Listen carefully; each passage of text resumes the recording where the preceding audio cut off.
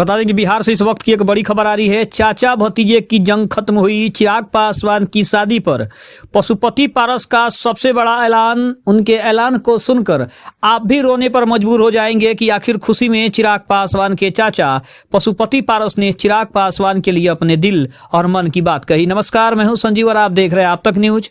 अगर आप हमारे चैनल पर नए हैं तो चैनल को जरूर सब्सक्राइब कर लें। बता दें, चिराग पासवान की शादी पर पशुपति पारस ने कहा है कि अभिभावक होने के नाते वह चाहते हैं कि 2026 तक उनके भतीजों चिराग पासवान और प्रिंस पासवान की शादी हो जाए। उन्होंने स्पष्ट किया कि यदि चिराग की शादी होती है तो उन्हें सबसे अधिक खुशी होगी और वह इसमें सक्रिय रूप से शामिल होंगे।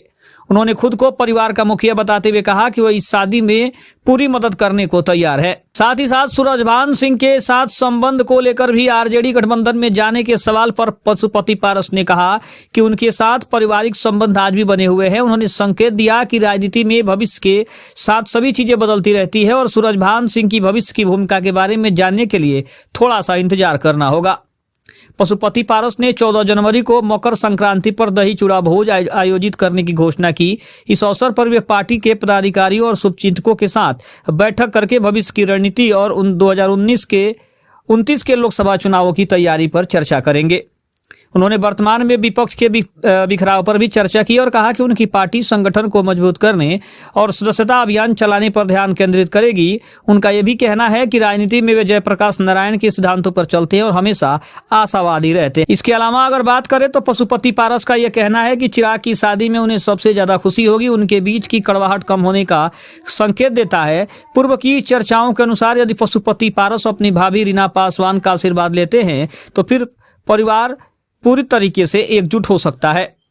साथ ही साथ बिना दहेज की शादी के ऊपर भी उन्होंने बड़ी बात की है। परिवार का स्पष्ट रुख है कि चिराग या प्रिंस पासवान जिस भी लड़की को पसंद करेंगे उसकी शादी बिना किसी दहेज के होगी। उनके लिए पारिवारिक मूल्य और संस्कार सर्वोपरि हैं। इसके अलावा अगर बात करें तो रीना पासवान की भूमिका के बारे में भी उन्होंने बात की। परिवार में खुशी का एक और बड़ा कारण रीना पासवान का संभावित राज्यसभा सफर भी माना जा रहा है। पशुपति पारस का इस समय परिवार के प्रति नरम रुख इसी बड़ी खुशी और एकता की तैयारी का हिस्सा हो सकता है। साथ ही साथ 14 जनवरी को एक सामाजिक मिलन भी करने की बड़ी खबर है।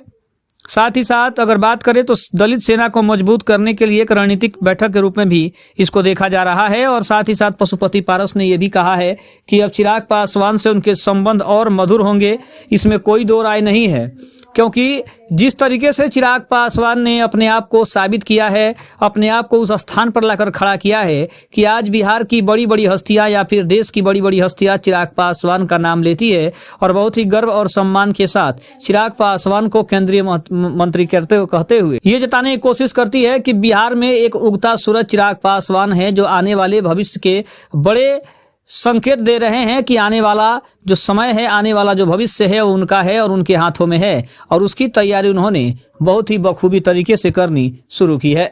खबर कैसी लगी कमेंट में जरूर बताइएगा। तब तक के लिए धन्यवाद। जय हिंद, जय भारत।